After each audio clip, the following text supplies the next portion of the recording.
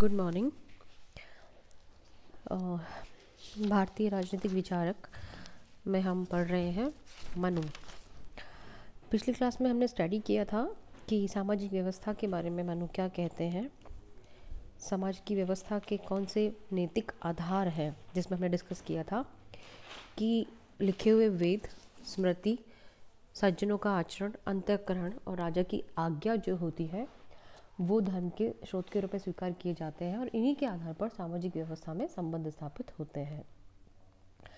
मनु ने यह भी स्वीकार किया है कि सार्वभौमिक नैतिक मूल्य और मंतव्यों के अनुकूल और विद्वानों द्वारा जो धर्म की व्याख्या की जाती है वो समय के अनुकूल होनी चाहिए और धर्म जो है वो राज्य की विधायी शक्ति के प्रयोग के लिए एक निर्देशक रूप में कार्य करता है। निर्देशक रूप में कार्य करता है, इसके कहने का मतलब ये है कि कोई भी राजा अपने राज्य धर्म का उल्लंघन करके किसी भी व्यक्ति के साथ में अत्याचार, अनाचार या दुर्व्यवहार नहीं कर सकता।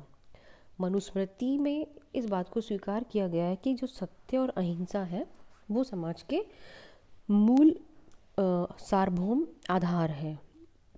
जो अधार्मिक है, जिसका झूठ बोलना ही धन है और जो दूसरों को कष्ट देने में सुख की प्राप्ति करता है वो इस लोक में उन्नति नहीं कर सकता। मनु ने यम नियम सब बताए हैं और कल मैंने आपको बताया कि कितने वो नियम हैं जो किसी भी सामाजिक व्यक्ति के लिए आवश्यक है। आज हम डिस्कस करने जा रहे हैं मनु के द्वारा बताई गई वर्ण व्यवस्था। पहले तो ये जानना ज़रूरी है कि वर्ण का अर्थ क्या है। सामान्यतः वर्ण का अर्थ हम लगाते हैं रंग से, और रंग जो है वो शारीरिक त्वचा का रंग होता है। पर यहाँ जब हम वर्ण की बात करते हैं तो वर्ण का मतलब होता है विभाजन की वो धारणा जिसमें व्यक्ति या एक सामाजिक मनुष्य को वर्गीकृत कर दिया जाता है कि वो कौन से कार्य करेगा। सिंपल लैंग्वेज में हम बात करते हैं तो मनु ने सामाजिक व्यवस्था को 4 वर्णों में बांटा है: ब्राह्मण, क्षत्रिय, वैश्य और शूद्र। जनरली जब आज के वर्ड की बात करेंगे तो बहुत जल्दी आपके ब्रेन में ये आएगा कि ब्राह्मण क्या है, क्षत्रिय क्या है, वैश्य क्या है और शूद्र क्या है, क्योंकि हम सब इसी सामाजिक व्यवस्था में रहते हैं। किंतु जब हम मनुस्मृति की बात करते हैं तो वर्ण में ब्राह्मण जो वर्ण है सबसे प्रथम, उसका जो मूलभूत कार्य है वो बताया गया था: अध्ययन करना, अध्यापन करना, यज्ञ करवाना और दान प्राप्त करना। दान इसलिए प्राप्त करना कि ब्राह्मण चूँकि अध्ययन अध्यापन करवाता था तो उसके पास आजीविका का दूसरा साधन नहीं होता था, तो उसे दान प्राप्त करने के साथ में या दान उसका वेतन माना जाता था। उसे सर्वश्रेष्ठ माना गया है या सबसे ऊपर माना गया है और वो सबसे ज़्यादा रिस्पॉन्सिबल है। ब्राह्मण को हमेशा वेद संबद्ध व्यवहार करना चाहिए और मनु ने यह बताया है कि जो ब्राह्मण आचरण से भ्रष्ट हो जाता है वह वेद का फल प्राप्त नहीं करता। अर्थात एक ब्राह्मण को अपनी ज्ञानेंद्रियों, कर्मेंद्रियों को संयम में रखना चाहिए। मनु ने 11 इंद्रियों का संज्ञान किया है। मनु ने कहा है कि कान, चर्म, नेत्र, जीभ, नाक, गुदा, लिंग, हाथ, पैर और वाणी, साथ में आपका मन और 6 आपकी कर्मेंद्रियां, इन सब पर एक ब्राह्मण को नियंत्रण रखना ज़रूरी है। दूसरा जो वर्ण है उसे हम क्षत्रिय के नाम से जानते हैं। क्षत्रिय वो वर्ण होता है जो प्रजा रक्षण का कार्य सबसे सर्वप्रथम रखता है। अर्थात क्षत्रिय का मूल कार्य प्रजा की रक्षा करना है। इसके साथ साथ वो दान भी दे सकता है, यज्ञ भी कर सकता है, किंतु उसकी किसी भी विषय में आसक्ति नहीं होनी चाहिए। आसक्ति का मतलब है आपको किसी चीज़ का नशा ना हो, किसी चीज़ पर डिपेंडेंसी ना हो, आप किसी चीज़ पर इतने निर्भर ना हो कि आप मूल कर्तव्य को भूल जाएं।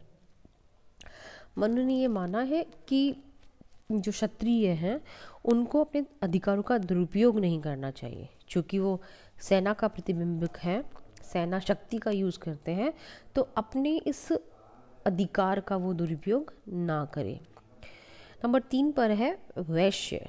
वैश्य का मतलब है वो वर्ण जो व्यापार का कार्य करेगा, पशुओं की रक्षा करना, दान देना, यज्ञ करना और व्यापार करना, साथ में ब्याज पर लेन देन करना। ये वो वर्ण है जो समाज में समस्त आर्थिक गतिविधियों को अपने कंट्रोल में रखता है या आर्थिक गतिविधियों को पूर्ण करता है। नंबर 4 पर आता है शूद्र। शूद्र को सबसे निम्नतम स्थान दिया गया है। मनु ने ये माना है कि ब्रह्मा ने ब्राह्मणादि तीनों वर्णों का अनिंदक रहते हुए सेवा करने का जो कार्य है वो शूद्र को प्रदान किया है। इसके कहने का मतलब कहने का मतलब ये है कि जो ऊपर के 3 वर्ण हैं, ब्राह्मण, क्षत्रिय, वैश्य, जो 3 वर्ण हैं, इन तीनों वर्णों की सेवा करने का कार्य शूद्र वर्ण करेगा। हम ये देखते हैं कि योग्यता के अनुसार कार्य का विभाजन कर दिया गया। यहीं से उच्च व निम्न वर्ण की भावना का जन्म भी हो गया और ब्राह्मण को श्रेष्ठतम माना गया। ब्राह्मण को श्रेष्ठतम मानने के पीछे मनु इस बात को स्वीकार करते हैं कि जो ब्राह्मण का पद है या जो ब्राह्मण है वो योग्य है। योग्य का मतलब ये है कि वह वेद पाठी है, वो वेदों का अध्ययन कर सकता है और उसमें वो शक्ति है कि वो अपने ज्ञान के माध्यम से दूसरे अज्ञानी व्यक्तियों को ज्ञान दे सके। ये जो डिवीज़न है वो बेसिकली कैपेसिटी ना कह करके इसको मेंटल कैपेसिटी के हिसाब से हम देखें, वो ज्ञानी है। इसी प्रकार समाज में अराजकता का नाश करने के लिए राजा की जिस तरह से सृष्टि की गई थी, उसी तरह से क्षत्रिय का महत्व है, क्योंकि उसमें वो क्षमता है कि वो दूसरे व्यक्तियों को स्वधर्म पालन कराने के लिए प्रेरित कर सकता है और बुरे अपराध प्रवृत्ति के लोगों को भय दिखा सकता है कि उनके साथ बुरा हो सकता है। मनु के द्वारा शूद्र हेतु जो काम स्वीकार किए गए हैं, उन कार्यों को देखते हुए एक समय हमें प्रतीत होता है कि समाज को उस वर्ण की भी आवश्यकता थी, क्योंकि 3 वर्ण की सेवा कौन करे या 3 वर्ण का वो कार्य कौन करे जिसके लिए उनके पास समय नहीं है। हम ये मान सकते हैं कि मनु ने कर्म के आधार पर ये डिवीज़न किया। अब बात करते हैं शूद्र व स्त्रियों के प्रति जो फीलिंग्स है, जो सोच है मनु की। मनु स्त्रियों को समाज में कभी भी स्वतंत्र रहने के पक्षधर नहीं थे। उन्होंने ये माना था कि एक स्त्री जो है वो बचपन में अपने पिता के शरण में रहे, जब वो युवा हो जाए तो विवाह के उपरांत वह पति की शरण में रहे, जब वह वृद्ध होने लगे तो पुत्र के नियंत्रण में रहे। अर्थात तीनों अवस्थाओं में वो एक पुरुष के ऊपर डिपेंड करेगी या पुरुष के नियंत्रण में रहेगी। उनका ये मानना था कि एक स्त्री को यदि आप खुश रख सकते हैं, एक स्त्री जिसके पास सर्वोत्तम गुण है, यदि उसे खुश रखा जाए तो वो आपके परिवार और समाज को समाहित रखती है। मनु ने इस बात को स्वीकार किया है कि स्त्री कोमल मन की होती है और प्रेम के माध्यम से उसे कोई भी अपने वश में कर सकता है। शूद्र जो है वो भी एक नागरिक है, किंतु वह स्वतंत्र नागरिक नहीं है। शूद्र को वो अधिकार नहीं दिए गए जो एक सामान्य नागरिक को दिए गए हैं। शूद्र के प्रति उनकी सोच नकारात्मक थी और उनका जो दृष्टिकोण था वो भेदभावपूर्ण था। वो शूद्र को उपार्जन की शक्ति तो देते हैं, किंतु या तो वो जीता हुआ हो या वो किसी से खरीदा हुआ हो या वो किसी दासी का पुत्र हो, दास का पुत्र हो, उसने ऋण ना चुकाया हो या दंड स्वरूप उसे दास बनाया गया हो। किसी भी स्थिति में एक शूद्र को अपने अधिकार या अपनी आजीविका के लिए बोलने का हक मनु नहीं देते हैं। मनु दास को संपत्ति का अधिकार भी नहीं देते हैं। मनु ने यह स्वीकार नहीं किया है कि एक दास संपत्ति का हकदारी हो।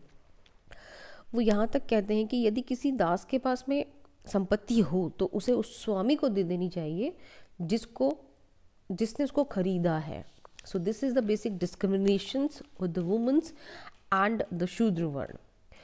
उनकी सोच क्यों ऐसी थी या वो स्त्री और शूद्र को बराबर क्यों मानते थे, इस बारे में वो किसी भी लॉजिकली किसी भी प्रकार का जवाब या किसी भी प्रकार का वर्णन अपनी मनुस्मृति में नहीं करते। इसी समाज में हम आश्रम व्यवस्था का अध्ययन भी देखते हैं या आश्रम व्यवस्था भी देखते हैं।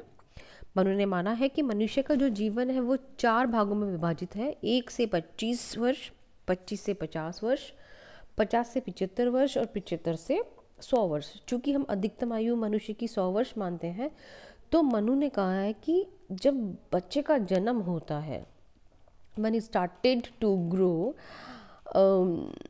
उसमें सिर्फ ज्ञान के प्रति सोच होनी चाहिए। वो दूसरों की निंदा ना करे व्यक्ति, किसी निरर्थक कार्य में ना आसक्ति दिखाए, मिथ्या भाषण ना दे, और सबसे बड़ी बात है वो क्रोध, लोभ, नाचना, गाना, बजाना, जीवों के प्रति हिंसा करना, इन सब से दूर रहे। अपनी इंद्रियों को अपने वश में रखे, समस्त देवताओं, ऋषियों, पितरों का अर्पण करे, देवताओं का पूजन करे, सुबह और शाम हवन करे। अपना जीवन यापन किसी भी प्रकार से छोटी मोटी वृत्ति का आश्रय लेकर के करे, पर धन इकट्ठा ना करे। ब्रह्मचर्य का स्थान सर्वोच्च है और गुरु के प्रति जो आदर है वो इसी अवस्था में बना रहता है। मनुष्य का जीवन स्थिर नहीं है। अपने ब्रह्मचर्य को पूर्ण करने के बाद में वो गृहस्थ में प्रवेश करता है, और गृहस्थ आश्रम में प्रवेश करने के बाद में वो विवाह संपन्न करता है या विवाह करता है। विवाह के बाद में वो धन का संचय भी कर सकता है, काम की इच्छा को पूर्ण कर सकता है, स्त्रियों के प्रति प्रेम या विवाह करके वो स्त्री से विवाह करके अपनी संतान की उत्पत्ति भी कर सकता है। ये जो गृहस्थ आश्रम है वो सर्वोच्च आश्रम है, क्योंकि इसमें व्यक्ति जो है वो अर्थ भी करता है, अर्थोपार्जन भी करता है, संतान की उत्पत्ति भी करता है, उसको पढ़ाता है, लिखाता है। तो इसका मतलब ये हुआ कि आपके जो तीनों आश्रम हैं वो इस पर डिपेंड करते हैं। यदि हम विवाह ना करें तो संतान उत्पत्ति नहीं होगी, यदि हम कमाएं नहीं तो हमारे पास पैसा नहीं होगा, और जब ये दोनों चीज़ें नहीं होंगी तो खेती, व्यापार, जो भी क्रियाएं हैं वो सब खत्म हो जाएंगी। क्योंकि संतति ना ही होगी तो आवश्यकता नहीं होगी। संतति का मतलब संतान। यदि मनुष्य नहीं होंगे तो नीड नहीं होगी, नीड नहीं होगी तो आदमी काम नहीं करेगा, और काम नहीं करेगा तो दुनिया वहीं पर रुक जाएगी जहाँ पर थी। So this is the important कि वो व्यक्ति गृहस्थ आश्रम का भी पालन करे। 50 तक की उम्र को पार कर लेने के बाद में एक व्यक्ति के लिए ज़रूरी है कि वो अपनी संपत्ति, भोजन आदि को त्याग कर दे और अपनी पत्नी के साथ में, इफ़ शी इज़ अलाइव, दूर कहीं वन के गमन में चला जाए और वहाँ पर अपने मान, अपमान, शीत, ताप, सुख, दुख, सब द्वंद्वों को छोड़ करके एक ऐसे जीवन को यापन करे जिसमें वो कंद फूल खाए और कठोर तपस्या करे और शरीर को क्षीण कर दे। क्षीण का मतलब ये है कि शरीर के प्रति प्रेम की जो आसक्ति है, जो प्रेम है, वो समाप्ति की ओर जाए। उसके बाद भी यदि मनुष्य का जीवन रहता है तो वो संन्यास आश्रम को ग्रहण कर ले। यहाँ आने के बाद वो अपने देव ऋण, ऋषि ऋण और पितृ ऋण, तीनों ऋण से मुक्त हो जाए, अन्यथा वो नरक का गामी बनता है। और विधि पूर्वक अध्ययन करते हुए पुत्र प्राप्ति के पश्चात संन्यास आश्रम के माध्यम से उसे मोक्ष मिल जाए। यहाँ आने के बाद में उसे अपनी इंद्रियों पर निग्रह करना ज़रूरी है, वेद के अनुसार आचरण करना ज़रूरी है, कठोर तपस्या के माध्यम से मोक्ष प्राप्ति ज़रूरी है। आज के लिए बस इतना। Thank you.